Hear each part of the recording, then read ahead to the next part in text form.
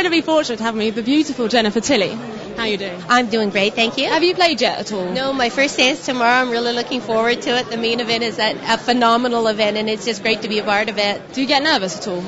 Yes, I do get very nervous. I used to get so nervous I would always have an upset stomach before the tournaments, but now I've played a lot more, so I'm not so nervous. I played in the World Series of Poker so far. I played in 7 events. And I've cashed in 2 of them already, so I'm feeling really strong for the main event. But everybody knows it's a big lottery. Bit of a crapshoot, yeah. Yeah, it is a crapshoot for sure. Does Phil help calm you down? Is he? Yeah, Phil's great. Well, when I bounce out of the tournament, he always takes good care of me. And if I go really deep in a tournament, I make it to the next day.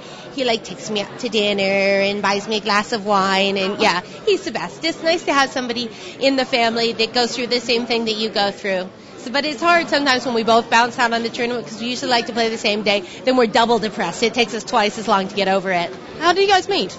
I met him at a celebrity poker tournament. It was like celebrities and poker pros sort of intermingling. You started off as a celebrity. I started out as a celebrity, and Phil started out as a poker pro. Now Phil's a celebrity, and I'm the poker pro. You consider yourself a pro now? No, well, we both are. We both do both. But yeah, I guess I'm sort of a pro because I make a living playing poker, and I guess that's the definition of a pro. But I guess I'm probably predominantly celebrity. I mean, in terms of the poker pros, if you think of the top poker professionals, I'm probably on the lower rung of the ladder in terms of skill. But in terms of being able to make a good living at it, I consider myself a pro, yeah.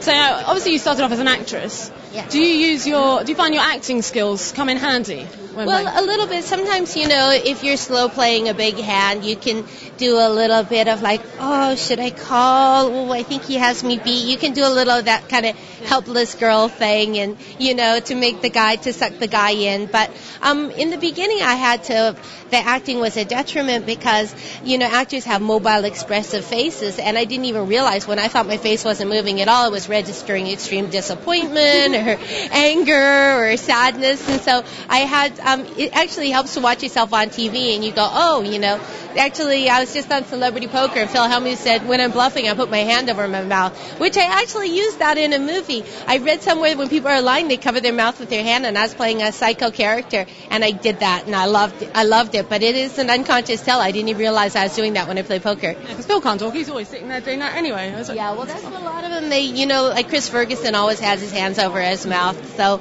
a lot of them really do like to bundle up, and Phil more than everybody. He has the hood and he ties it up and you can't see anything except maybe a dab of sunglasses. It's hard to get a tell off of him. So which player would you most aspire to? Doyle Brunson is a legend. He's an amazing man. I think he's great. There's so many really, really great players. Phil Ivey, I think he's very implacable. I think everybody admires his nerves of steel.